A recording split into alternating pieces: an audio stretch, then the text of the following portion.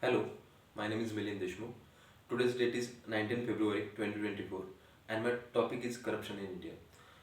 We know the corruption is the most popular and the greatest reason to make our system weak and it is the means it is the biggest uh, disease of our system which is making weak day by day to our system. So there are some reasons and the causes which are responsible for the corruption. So on that topic we will discuss today and we will also discuss so how we can control the corruption in India with their causes and with their preventive steps. So first of all we will discuss the causes of corruption in India. So first cause is a lack of transparency.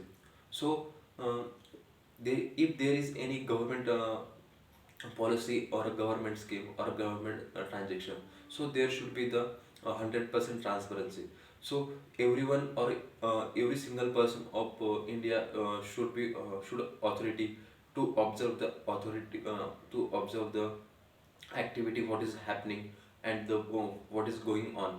So the by using this step, so we can control the uh, corruption. So how we can control the corruption by means by making the everything transparent. So it may create the fear who is making the corruption and who is responsible for the corruption.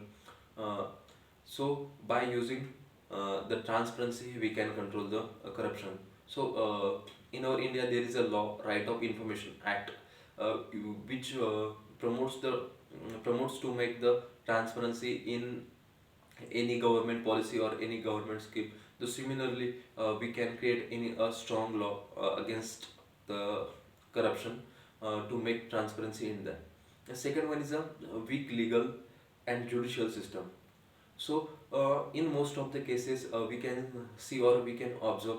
So most of the people promotes or involved in the corruption activities or taking bribes and all.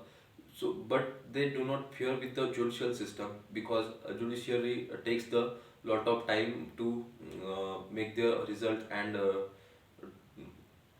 to for their means for the result. So that is why the most of people do not fear with judicial system. So what we can do in that case, so we can make our judiciary strong and the time it takes too much time, so we should reduce the time of hearing and the result of case. And third one is a low salaries and the poor working conditions. So we can observe in our society sometimes the employees or any government employee or any corporate employee or anyone who is working, so it takes the bribe or the involved in corruption activities because he don't have the enough salary or don't have the enough money to run their expenses and to run their families. So in that case, um, employee or a person take the bribe or involve in corruption activities just to make their just to run their daily family activities and all. So what we can do, so we can make sure if the salaries is enough or not with the market, means what is the market values, and according to that is that enough or not. First one is the political instability and the weak institutions. So what is actually political instability?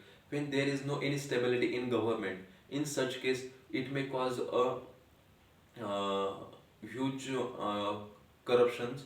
So as a Indian, so we know well our India faced some period. In that case, the our political means was politically disturbed, and in that case, there was a lot of registered corruption cases like 2G spectrum Gotala and numbers of other cases. So the political stability is the most important factor in the corruption. So what we can do as a people? So we can give the means complete mandate to the government, or or the which government we want to run in our country. So by doing that, we can control the corruption. And the fifth one is the economical inequality. So in some cases, we can observe the most of the some people are the having higher paying jobs, or some people having uh, some people do not have the enough salary to run their expenses.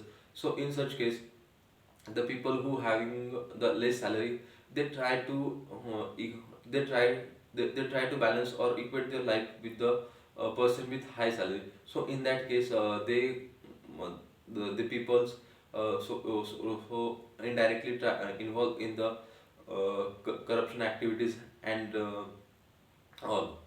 And the one more means the one most uh, responsible, or the most important cause of the corruption is the lack of political will.